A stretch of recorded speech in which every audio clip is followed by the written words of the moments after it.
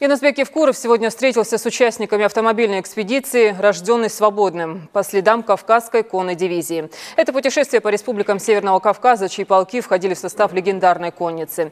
Первый этап прошел по Западной Украине, связанной с боями, в которых участвовали всадники в период знаменитого Брусиловского прорыва.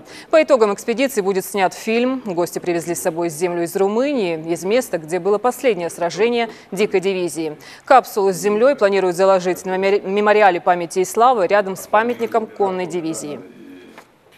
Ярким подвигом ингушского полка это полный разгром железной дивизии Бисмарка, после чего Бисмарк сказал, что германской армии нет. И ценность в чем была? Атаки, когда разрабатывали план,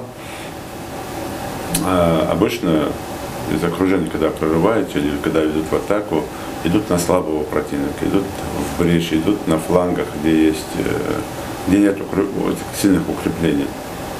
А здесь командир полка ингушского, когда на общем этом, посчитал, что это не по-мужски идти на слабого. Ингушский полк пошел из-за так будем говорить, хороших амбиций, типа, ну как мы можем со слабым, это недостойно для нас.